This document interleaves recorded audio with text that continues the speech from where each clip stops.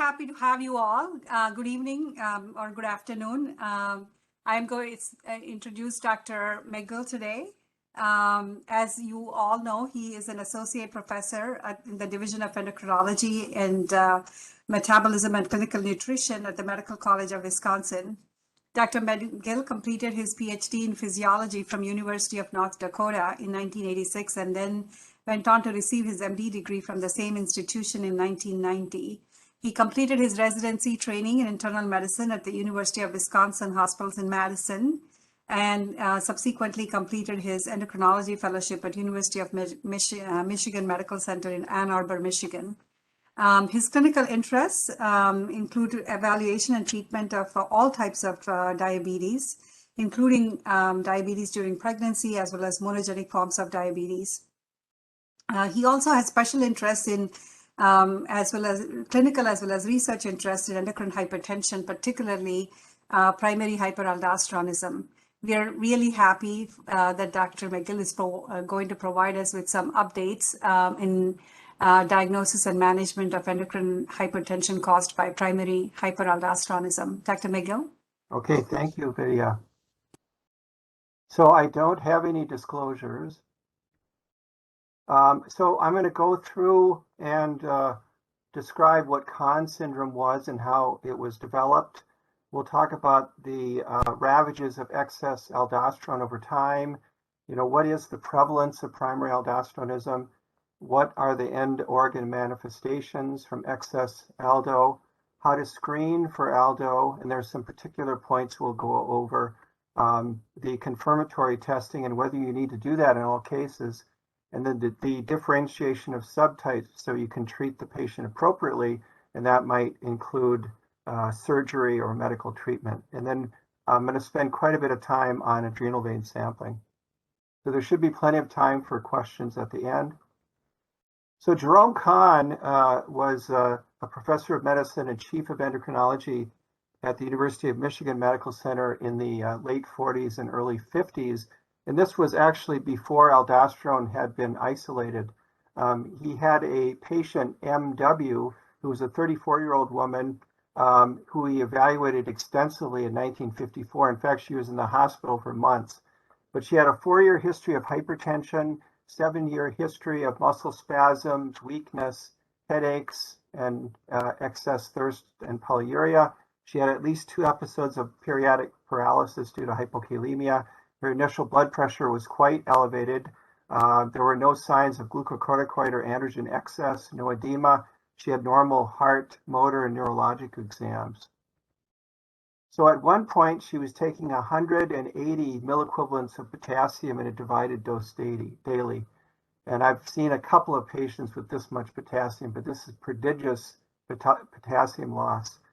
It was thought that she had an excess amount of a corticosteroid activity that caused salt retention. And the plan was, after the entire workup, to send her to surgery and take out both adrenal glands. This was 1954. So during surgery, they found a 4-centimeter adrenal nodule that took up most of the right adrenal. The entire gland was resected. The left gland, they evaluated, it looked normal, they left it intact. And then post-operatively, her blood pressure and hypokalemia and other metabolic derangements resolved. So he called this new syndrome primary aldosteronism. So over the next 12 years, they accumulated just under 150 cases. Not all of the patients had hypokalemia, and a minority of the patients were found to have bilateral disease. Conn predicted that about 20% of all patients with essential hypertension could have primary aldosteronism. He later revised that downward to probably less than 10%. During the 60s and 70s, there were many hypertensive experts who thought that this was a gross overestimate of the prevalence of primary aldosteronism, and many thought that primary aldosteronism was indeed a rare disease. So this is a really important slide because it tells you what's happening in the kidney and what the effect of aldosterone is.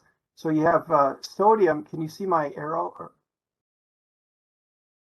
Everyone see my arrow here? Anybody? I don't think we can. No. I can see Oh, it. now we can. Yeah, we can see it. We can see it. Sorry. So you have sodium in the tubular lumen. This is in the epithelial channels of the distal kidney, and sodium is brought into the cell via the epithelial sodium channel, or ENaC. And sodium is in the cell, and then is actively transported out of the cell by the the sodium potassium ATPase, and that generates energy. And then potassium is brought into the cell and then exits into the tubular lumen via the ROMK and BK channels. These are potassium channels. When aldo binds to the aldosterone receptor in the epithelial lining cells, this activates the sodium potassium ATPase and allows for more entry of sodium into the cell and then further on, and then this drives potassium and hydrogen ion wasting into the urine. So spironolactone and eplerenone are mineralocorticoid receptor blockers. They block this action, and thereby you don't get as much potassium loss, and there's less sodium uptake and less fluid retention. The ENaC receptors are blocked by amiloride and triamterene. So what's the overall effect of excess aldo? This is sort of a big overview. The RAS system is activated, the heart is affected, and with excess aldosterone over time, you get higher rates of left ventricular hypertrophy, cardiac fibrosis, and increased risks for arrhythmias, especially atrial fibrillation, as we'll see in a minute. There's detrimental effects on the kidney. You have renal sodium and water retention, and there's progressive renal dysfunction. This all leads to elevated blood pressure. In the vascular, there's endothelial dysfunction from excess aldo. There's vasoconstriction and inhibition of nitric oxide synthesis. This all contributes to damage over time. So what is the prevalence of primary aldosteronism? Well, it depends on what the clinic you're looking at and what type of patients, what are the ages and all of that. This was a big study from Italy, Monacconi et al., published a few years ago, and it looked at about 99 patients with primary aldosteronism and just under 1,600 patients who were age and sex matched who had what's called essential hypertension. And if you look, the patients with primary aldo had longer duration of hypertension. They had higher systolic and diastolic blood pressures. Their potassium was substantially lower. They didn't all have hypokalemia. The plasma renin activity was generally under 1 in the patients with PA. The aldo levels were much higher, etc. So they looked at patients and split them up into stage 1 or mild hypertension, stage 2 or moderate hypertension, and stage 3, what we generally would call resistant hypertension. And even in early hypertension, you can find primary aldo. But as you go along, the prevalence rate goes up. You can see that a majority of these patients were diagnosed with bilateral adrenal hyperplasia. And it ends up that 6% of the overall group of patients studied had primary aldosteronism, and only just under 30% had hypokalemia. So you do not have to have hypokalemia to be diagnosed with primary aldosteronism. And just under 12% of the patients with stage 3 hypertension had proven PA. So the more severe hypertension, the more cases of primary aldo you're going to find. But the other story is that you can still look for primary aldo in mild or moderate hypertension because you're going to find it.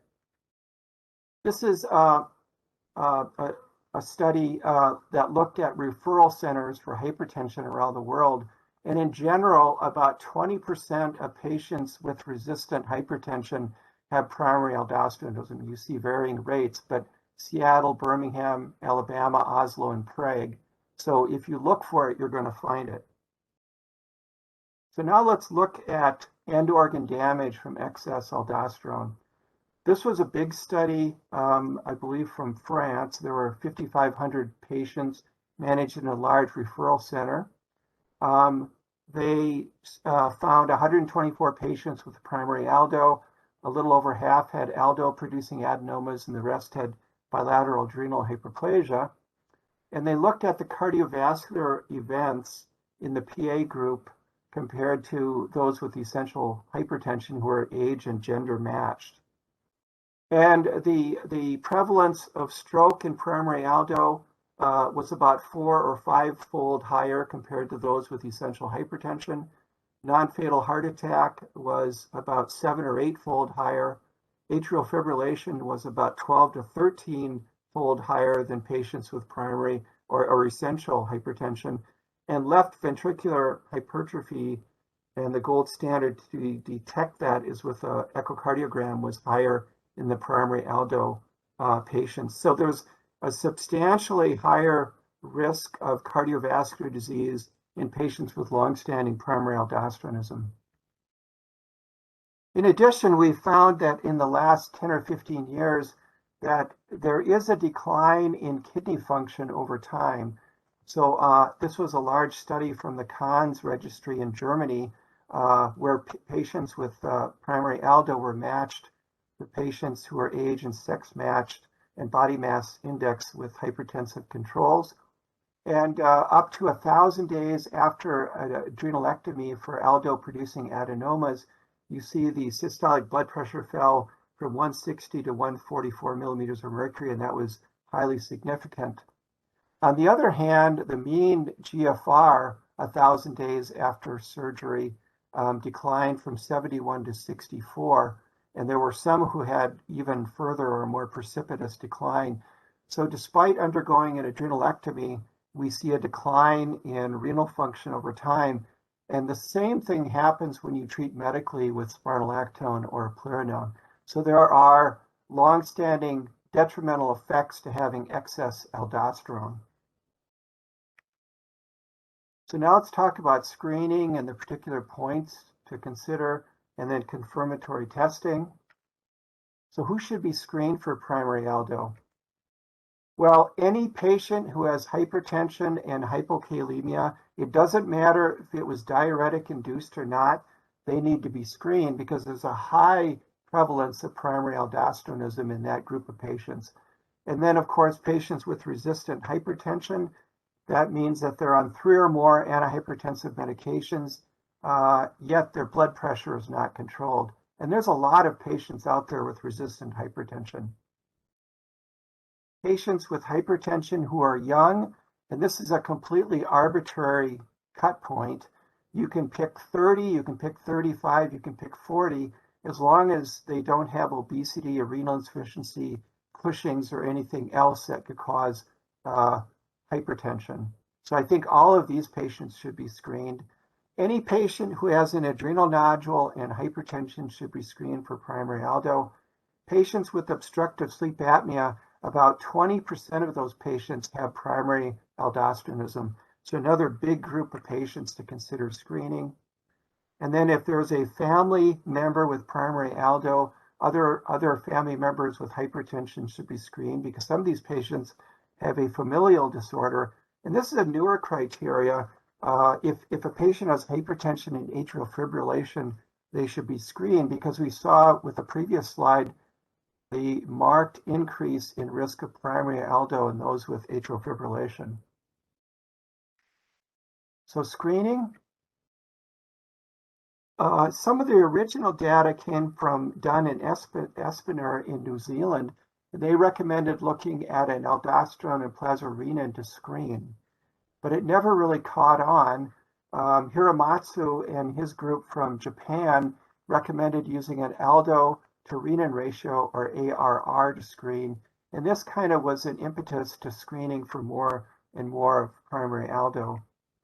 And so in the past 20 years or so, there's been a widespread push, especially from the Endocrine Society and some of the hypertensive societies, to do a better job of screening for primary aldo. And there could be anywhere from 5 to 13% of patients with essential hypertension who may have primary aldosteronism.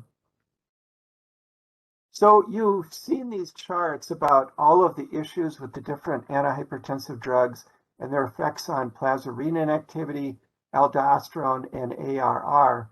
And we know about the diuretic effects increasing the plasma renin activity and the aldo, and the beta blocker can decrease renin and so on and so forth. But I think the bottom line is we should just screen. It doesn't matter what drug or drugs the patient is on. Just screen the patient for primary aldo.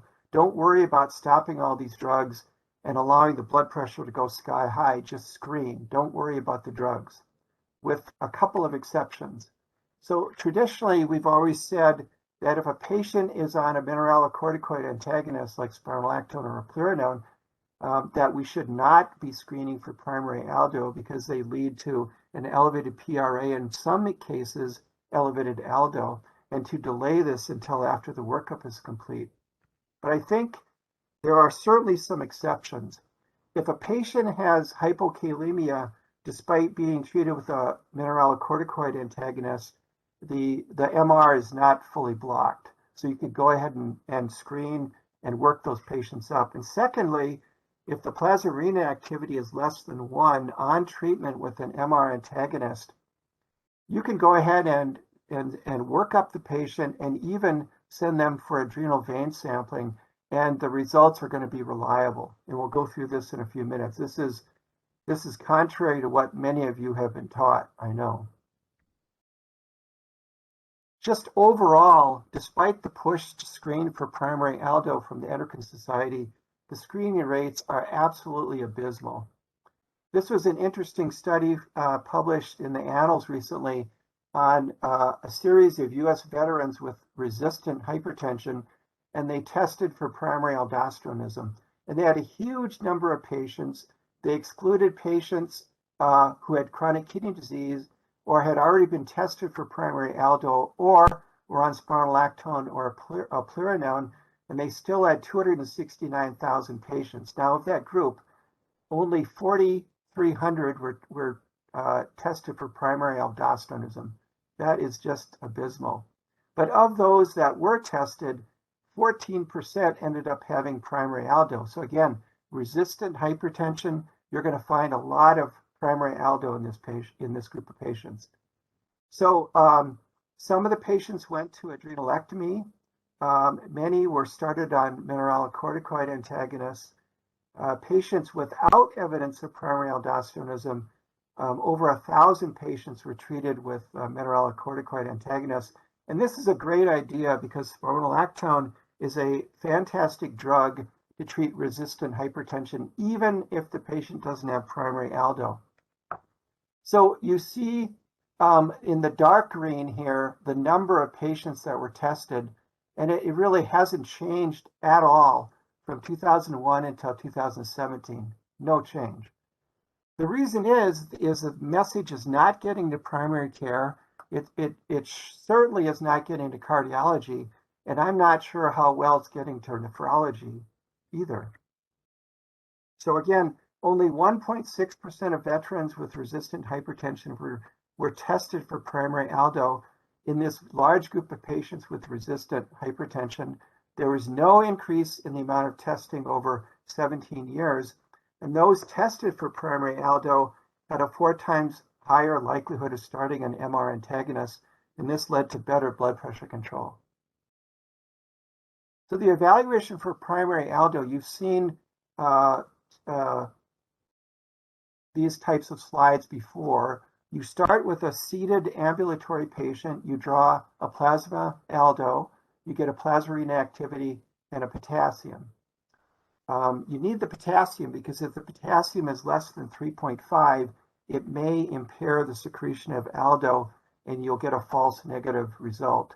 So if the plasma aldo is greater than 10 and the plasma renin activity is less than 1, this is a positive screen, and then you go ahead and screen further. If the patient has hypokalemia and the plasma aldo is greater than 20, they have primary aldo, and you really don't need to confirm the result. And we'll go through that data in a minute. If the patient doesn't meet this criteria, then you need to confirm with testing with a 24-hour urine aldo and sodium after a salt load, or with a saline suppression or fludrocortisone suppression. If the plasma aldo is less than 10 or the plasma activity is greater than 1, primary aldosterone is possible, but unlikely. So even though Hiramatsu said that you should rely on the aldo to renin ratio, you should not rely on it alone.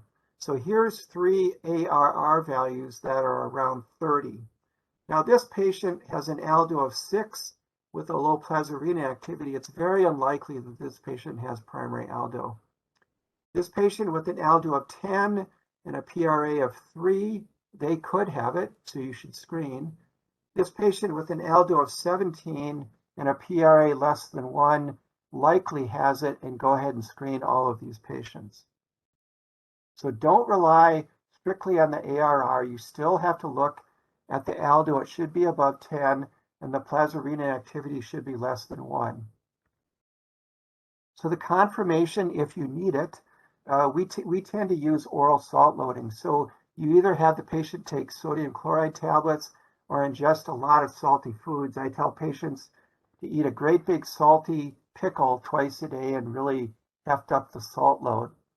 And then after 3 days, you have the patient collect the 24-hour urine for sodium and aldosterone. The sodium should be at least 180 to 200 millimole. That indicates a salt load.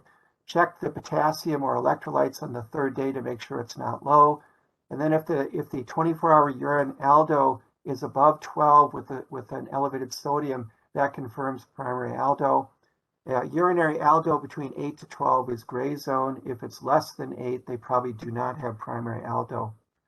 The other way to confirm is with a saline test. You infuse 2 liters of 0.9% sodium chloride over 4 hours, and you monitor the aldosterone and cortisol.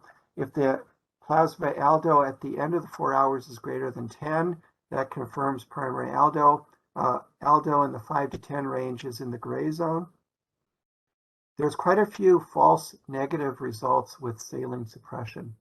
Another way to confirm is with a fludrocortisone suppression test, but that has to be performed in the hospital. There are some centers around the world who use this test. So differentiation of subtype. So we used to think that aldosterone secreting adrenal adenomas were the vast majority of patients with primary aldo, but as we screen more patients, that is no longer true, and only about 1/3 of all cases now have APAs. About 60% roughly have bilateral adrenal hyperplasia. And those patients can have normal appearing adrenal glands. They can have hypertrophy of both adrenal glands, or they could have several nodules. Primary adrenal hyperplasia biochemically is identical to aldo-producing adenomas. It has the same biochemistry, and we're finding the rates here have increased over time, and some centers report a 2% prevalence, others 16%. Aldo-secreting adrenocortical carcinoma is very rare, less than 1%. I've only seen it once or twice. And then there are a number of familial aldo syndromes, which are less than 1%. The one we all know about is FH type 1, which is glucocorticoid remediable aldosterone, or GRA. They have a CYP11 beta 1 chimera with CYP11 beta 2. So they're responsive to ACTH, and you can work them up. And if you treat with a low dose of dexamethasone, that will ameliorate the hypertension. Familial type 2 has a severe form of primary aldo that pops up in children. They can have adenomas, they can have bilateral disease, or both in a single family. Type 3 is a germline KCNJ5 variant. We'll talk about this in a minute. And then type 4 presents with primary aldo and neurologic abnormalities, including seizures. So most of these familial forms are worked up at reference centers like the NIH. So mutations in aldo-producing adenomas, or APAs, this has really blossomed in the past 10 years. And we now know that a little over 40% of patients with aldosterone-producing adenomas have this KCNJ5 mutation. This is a point mutation near the selectivity filter of the potassium channel, which increases sodium conductance and cell depolarization. This triggers entry of calcium into the cells, and this signals increased aldosterone production and cell proliferation. Somatic KCNJ5 mutations are absent in unilateral adrenal hyperplasia, so that's a different disease. KCNJ5 mutations are more common in women, 63%, and the patients with APAs due to KCNJ5 mutations tend to have larger tumors. This is from PLOS 1. There are a number of other somatic mutations that have been characterized, including these. And there's still about 10 to 20% of cases of adenomas in which no mutation has been found. So imaging is the next step. A CT scan should be obtained in every patient with primary aldosteronism to help differentiate the subtype and to exclude the rare cause of primary aldo due to adrenal cortical cancer. You order a CT of the adrenals without contrast. And we can go over that further. MR imaging of the adrenal glands really offers no advantage over CT. It's really not as sensitive for picking up hypertrophy or very small tumors, and it's significantly more costly. So what are some of the pitfalls of relying only on the CT scan in the evaluation of primary aldo? Well, one of the problems is that adrenal incidentalomas increase as we get older, especially after the age of 50. So even though the patient may have an adrenal tumor, it could be a non-functional tumor. And you can't assume that a patient with primary aldo who has an adrenal tumor in a middle-aged or older individual, that adrenal nodule is the source. A CT scan can miss small tumors that are less than 8 to 10 millimeters. Bilateral adrenal enlargement or nodularity may be present, but this should not indicate that it's diagnostic of bilateral adrenal hyperplasia. We have seen patients with bilateral adrenal abnormalities and who lateralized with adrenal vein sampling, and then they underwent unilateral adrenalectomy and had substantial improvement in blood pressure and the potassium resolved. And then finally, some adrenal glands will be completely normal with imaging. So adrenal vein sampling is the gold standard for determining the subtype of primary aldo. There have been many different studies trying to find a better or cheaper or less difficult procedure to determine the subtype, and nothing has really stuck. So it's still the gold standard. It's a very technically challenging procedure. The right adrenal vein is extremely difficult to cannulate, and I'll show you why in a minute. And there's a very steep learning curve in mastering the procedure. When Dr. Bill Rillings started doing the adrenal vein sampling 10 years or so ago, there were a number of cases where he was unable to cannulate the right adrenal. But with practice and other techniques, he has gotten better, and now he is excellent. It is controversial whether you need to use adrenal vein sampling in every patient. Now, some experts say that every single patient with primary aldo should undergo adrenal vein sampling. Others recommend selective use.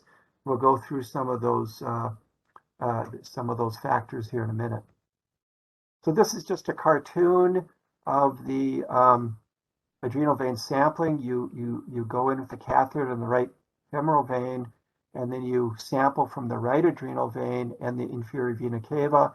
And this procedure, they're doing simultaneous adrenal vein sampling from the right and left. And we'll talk about this more in a minute.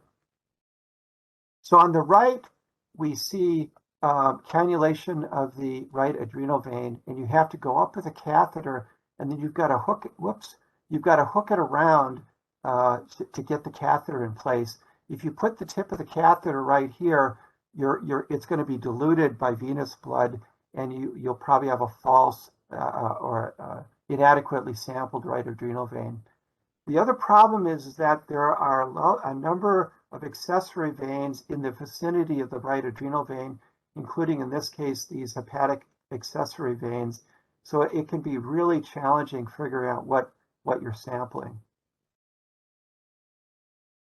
So in addition, there's been this dogma that you have to stop a number of medications prior to workup and or adrenal vein sampling.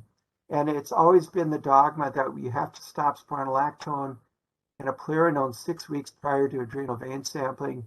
You have to stop amiloride 3 to 4 weeks before.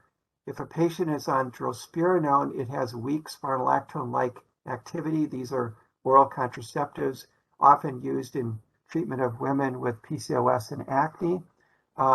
That this drug should be stopped 4 to 6 weeks before AVS. And aliskiren or Tecturna will lower the plasmarine activity. It could either have a neutral effect or decrease the aldo.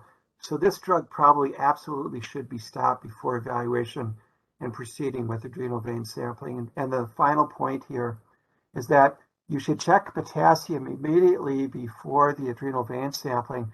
And I really shoot for a potassium of 3.7 or higher, so you have adequate aldosterone secretion. So this paper was published a couple of years ago. It's from the University of Michigan group, and it's a retrospective cohort looking at patients with primary who were evaluated at the University of Michigan from 2009 to 2018. And when they look back at all of the patients, 51 of the patients were on mineralocorticoid antagonists at the time of AVS. Some of those patients were on mineralocorticoid antagonists during the evaluation as well. So they looked at this subgroup of patients who are on spironolactone or eplerenone, and you see the failure rate with AVS.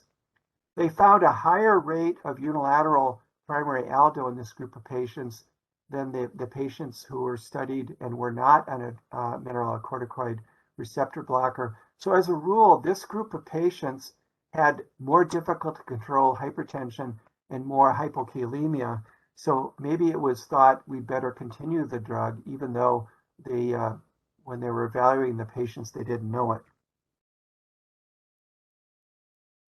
And then when they looked at the actual adrenal vein sampling results, there really were no different compared to patients who are not on mineralocorticoid antagonists. And 49 of the 51 patients on MR antagonists had PRAs less than 1 nanogram per milliliter per hour at the time of AVS. Success with AVS was similar in the MR group versus the non-MR patients. And the two patients really had similar clinical outcomes after surgery or with mineralocorticoid antagonists. Now, 2 patients in the MR antagonist group had a plasmarine activity greater than 1 during the adrenal vein sampling, but both of these patients had a dramatically elevated lateralization index, which indicates, the dominant adrenal compared to the non-dominant. And both patients underwent unilateral adrenalectomy with improved outcomes after surgery. So despite this dogma that you have to stop spironolactone and eplerenone, this study really showed that you don't have to. So this is my own editorial on this point. For a select group of patients who have severe forms of primary aldo, so they tend to have higher aldosterone levels, they're more likely to have aldosterone-producing adenomas, and they tend to have more resistant hypertension with a greater number of blood pressure medications and usually more severe hypokalemia. I think it is justified to continue the mineralocorticoid antagonist as long as the plasmarine activity is less than 1, and you have to measure that before the AVS. So we can talk about this at the end. So let's look at a case. This is a 30-year-old woman who has had a history of hypertension and hypokalemia for 3 years. She's been in the emergency room several times with hypokalemia. Her potassium ranged from 2.8 to 3.4 millimole per liter. She's on lisinopril, amlodipine, and she takes 20 milliequivalents of potassium 3 times a day. Despite this, her blood pressure is still elevated. She is overweight. With her exam, there was no murmur, no S4. She did not have edema, I should say. Her laboratory showed an aldo of 24.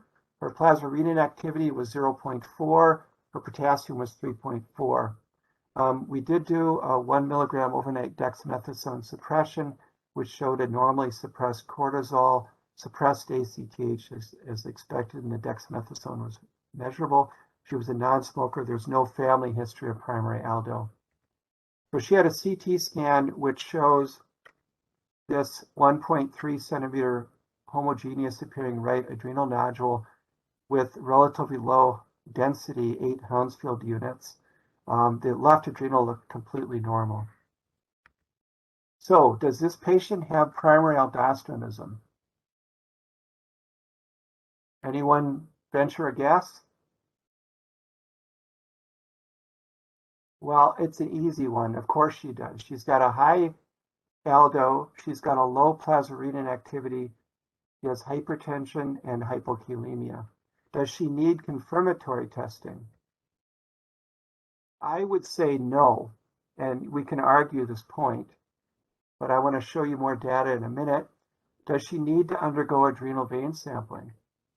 So this is controversial. Some experts would say absolutely yes.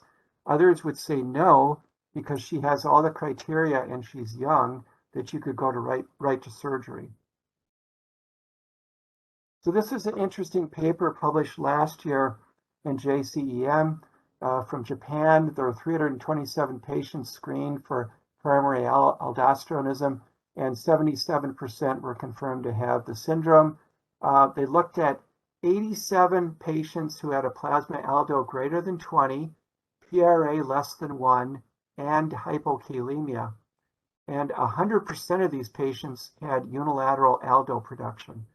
So I would argue that in a patient who has a PRA less than 1, aldo is greater than 20, and they have spontaneous hypokalemia, you do not need to confirm primary aldo. They have the syndrome. So what are the variables we look at in adrenal vein sampling? So some centers will do sequential sampling from the right, then the left, and IVC. Others do simultaneous, which is more difficult, and you really need 2 radiologists to do that kind of procedure. We do sequential catheterization here at Froedtert Hospital. Concentropin, so whether this should be used or not, whether you should give it as a single bolus or a continuous infusion. And it's thought that if you give ACTH, that you're increasing the aldo production and you're increasing the difference between a dominant and non-dominant adrenal gland. We use a continuous infusion starting before the adrenal vein sampling at Froedtert. And then the interpretation, the selectivity index, is the adrenal cortisol compared to the IVC cortisol, which is the reference. This indicates adequate adrenal vein sampling. If you're not using ACTH, this should be at least 1.1 to 3. We use ACTH, so we really use a selectivity index of 3 or more. So in other words, the cortisol from the right and left adrenal should be 3 to 5-fold higher than that from the IVC. The lateralization index tells you whether there's a dominant, there's dominant aldo production. And you use a cortisol-corrected aldo from the dominant compared to non-dominant adrenal, and that is touted or should be 2 to 4. We use a lateralization index of 4. If you use a lower index, you're going to select more patients for adrenalectomy, but some of those patients may not have an adrenal adenoma or unilateral adrenal hyperplasia. And then contralateral suppression index, or CI, the non-dominant adrenal cortisol-corrected aldo is usually less than that from the inferior vena cava. We do use that for confirmation. Some centers do, some centers don't. The problem is that worldwide, it's all over the map whether a center uses the ACTH infusion. We see continuous here, bolus here, no ACTH here, pre and post, etc. Funder et al. From the Endocrine Society clinical guidelines don't have any conclusive recommendations. Sequential versus simultaneous, it's all over the map. Selectivity index greater than 3, 5, 2. Again, there's wide variability from center to center. And then the lateralization index, if you're using a continuous ACTH infusion, most centers use a 4 or higher to indicate a dominant source of aldosterone. So let's go to another case. We have a 54-year-old man who has had hypertension for years and has had hypokalemia for over 6 years. He's on trimethoprim, hydrochlorothiazide, amlodipine, and valsartan. He's taking 40 milliequivalent of potassium chloride twice a day. His blood pressure, again, is not well controlled. He does have class 1 obesity. There's no cardiac murmur. He does have mild lower extremity edema, probably due to effects of amlodipine. His aldo is 37. His PRA is 0.8, and his potassium is 3.7, but he is on potassium chloride. Did we need to do a salt load in this patient? Probably not. This is a case from a few years ago. We did it anyway. His urinary sodium was elevated, and he had an elevated urine aldo of 24 micrograms per day. Again, the cut point there is 12, so that confirms the primary aldo. Here's his CT. It was read as completely normal. Here's the right adrenal, here's the left adrenal, and the right kidney. So he was sent for adrenal vein sampling, and the way we look at it is we do an aldo to cortisol, and epinephrine.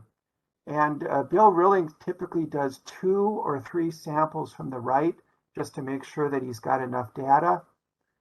You can see that the cortisol-corrected aldo from the right sample was 6.1. The second sample was 5.2.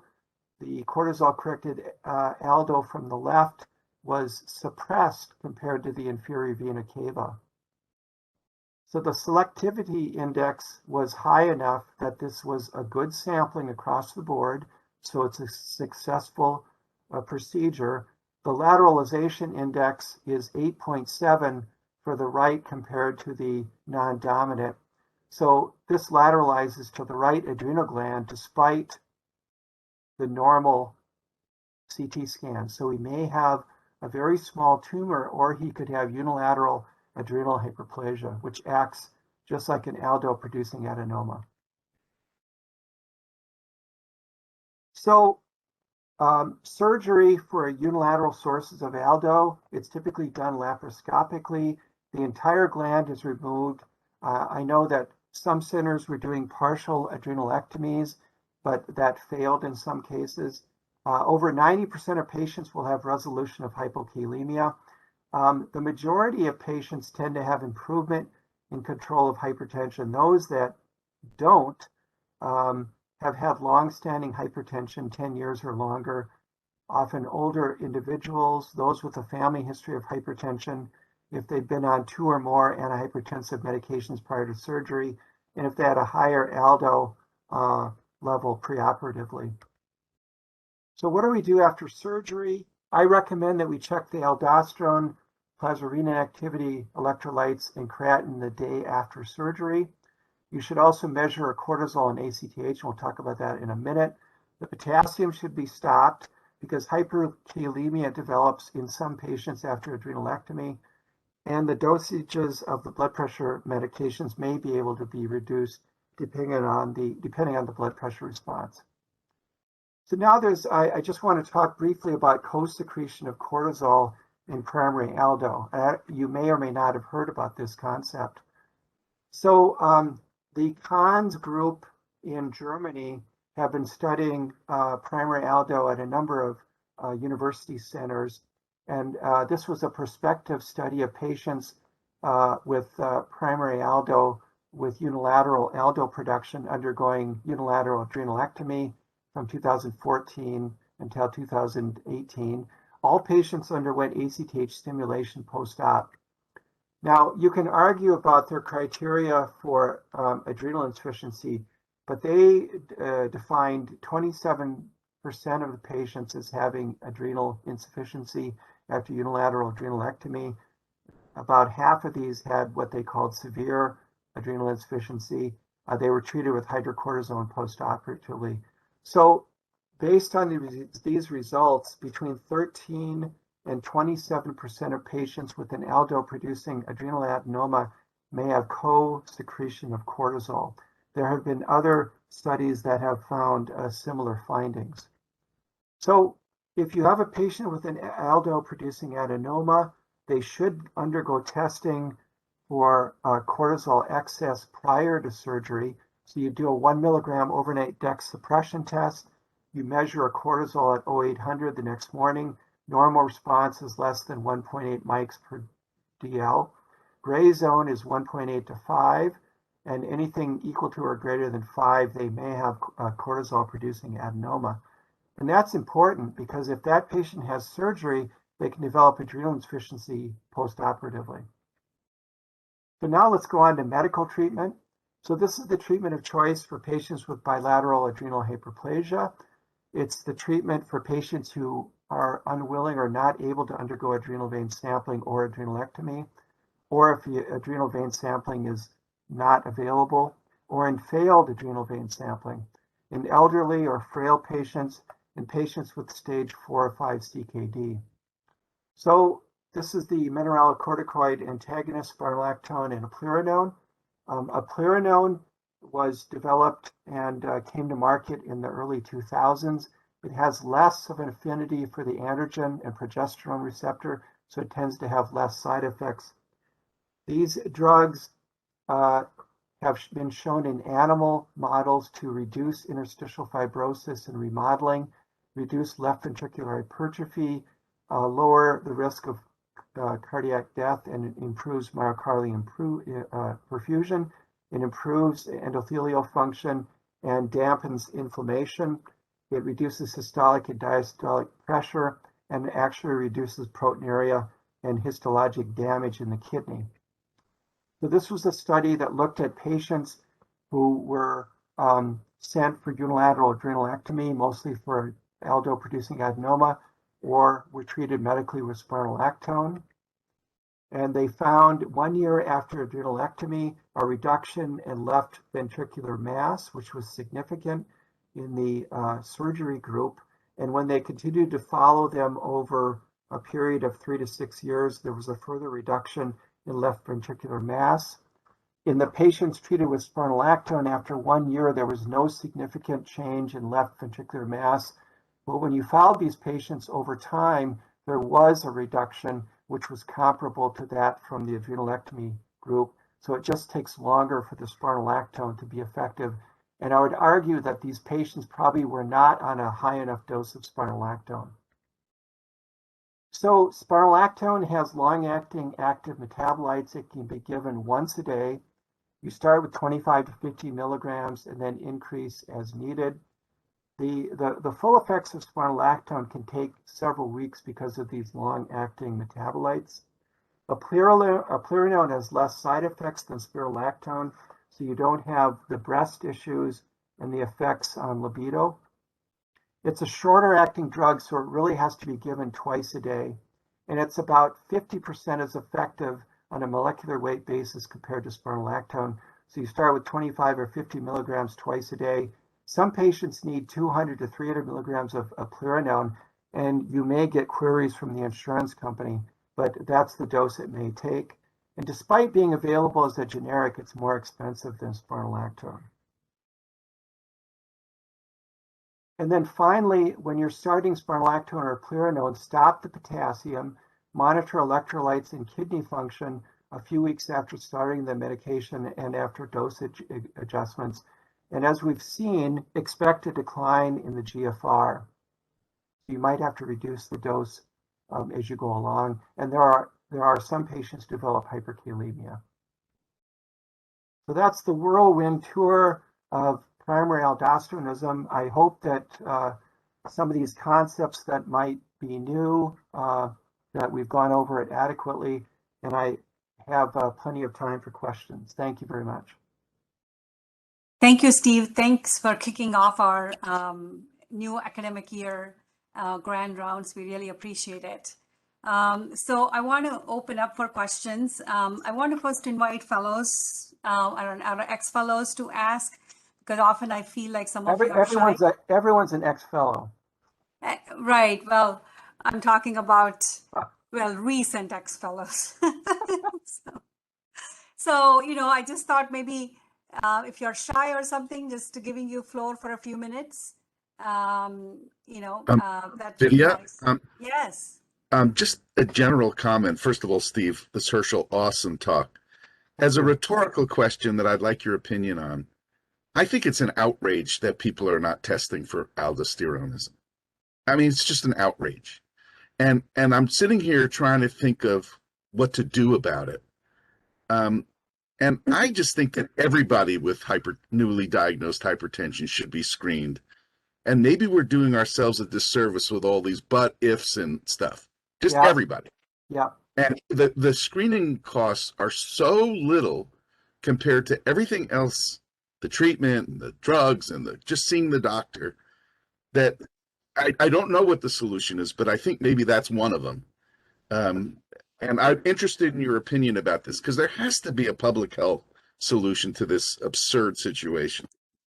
Well, I think the onus is going to be on primary care, because they're seeing most of the patients with primary aldo, you know, internists and family practice, and also on the cardiology group. I just don't know. They would rather screen for FeO than primary aldo. And I just have never gotten it.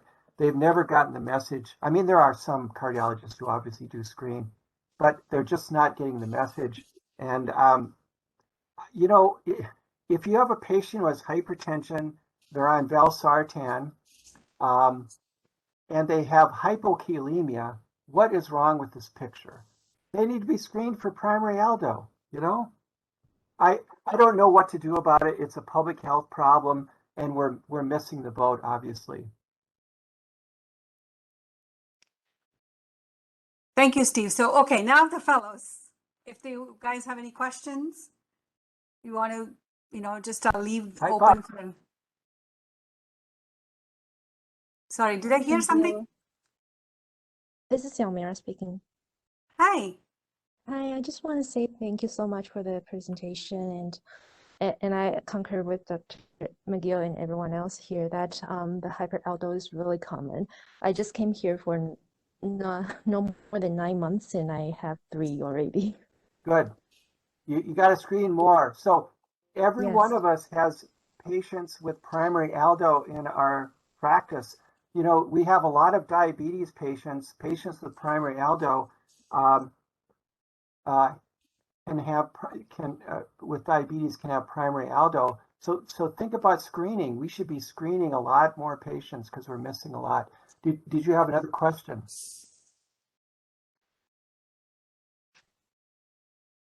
All right. So any other questions?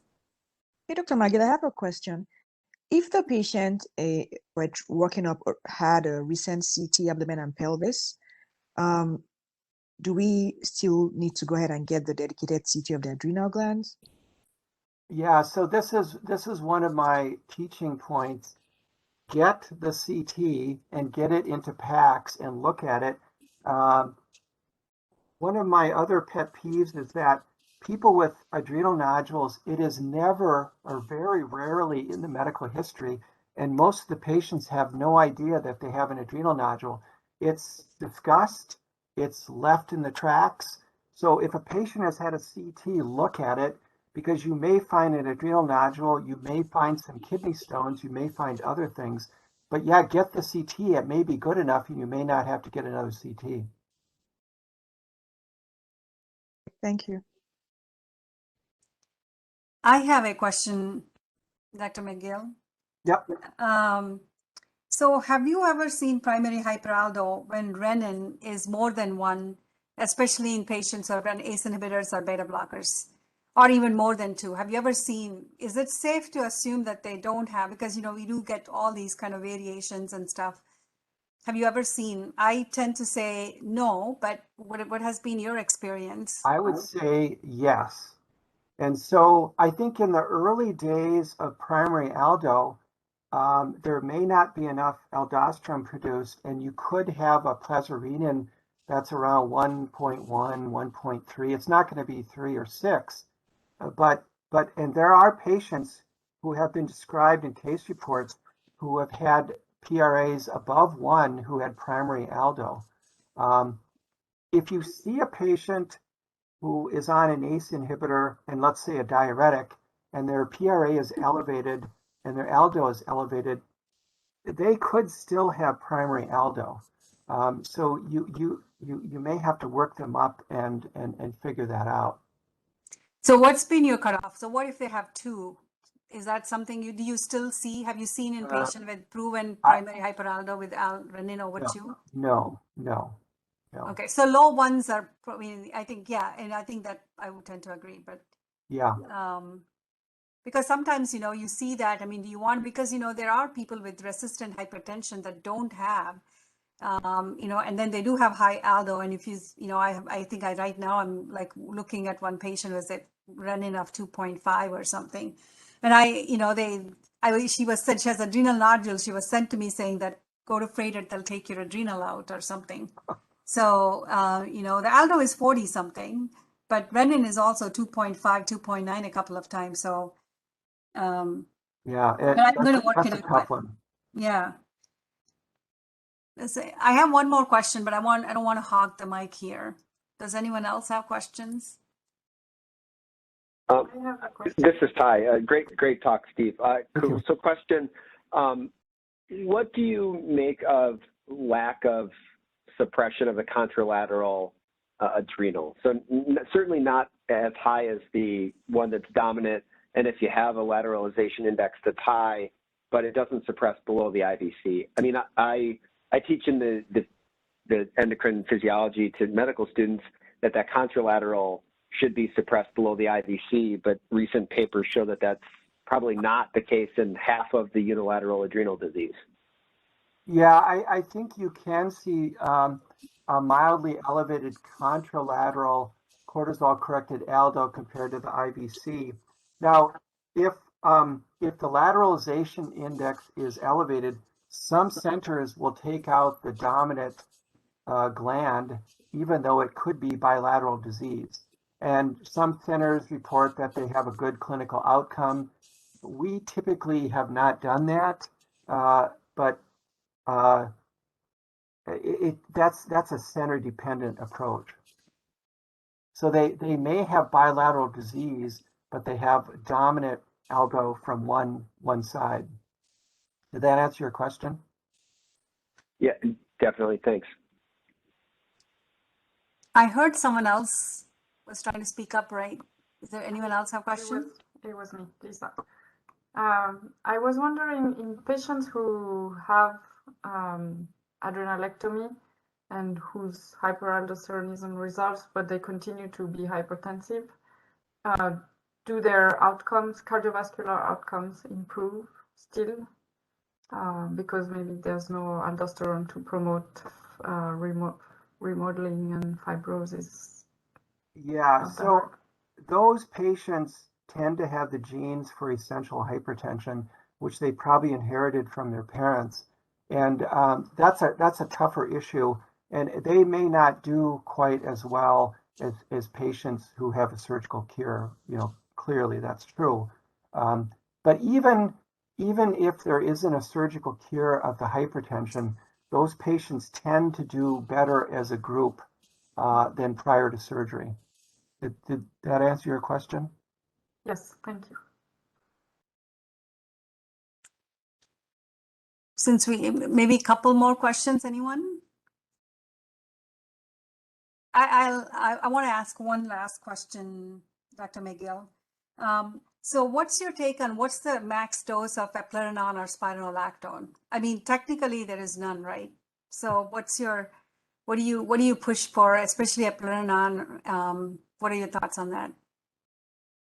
Well, let's start with spironolactone. I mean, I clearly have patients who are on 200 milligrams, maybe 250 of spironolactone, not very many. I have more patients on higher doses of eplerenone, and so I have quite a few who are taking 150, 200, 250, or 300 milligrams a day. And once you get beyond 200, the insurance company starts questioning you. What are you doing? You know, but you know what's right. And when you're treating with a mineralocorticoid antagonist, measure the plasma-renin activity after 3, 4, 5, 6 months. And if it's less than 1, you need to push the MR antagonist more, because when the PRA is less than 1, the mineralocorticoid receptor is not completely blocked. I tried to touch on that during the talk. Does that make sense? Yes, absolutely. I think, one of the things that I think, especially learners, if you're starting to order eplerenone, if you go above that cutoff, it keeps warning you. But I think those are hypertension doses. So for primary hyperaldo, as Dr. Magill said, Absolutely. renin is the limit. So you really there's no max dose. I mean, it's really based on side effects and potassium and whatnot. And even if you have to have a physician-to-physician discussion, you have to tell them, hey, this is primary aldo. We do not use namby-pamby doses of eplerenone in primary aldo. We need big-time doses to control the mineralocorticoid receptor. Thank you, everyone. If there are no other questions, I see no one raising their hand. So thank you, Steve, for this fantastic talk and all the Q&As. Thanks, everyone, for attending. Thanks for listening in. Thank you. Bye. Bye. Thank you. Bye-bye.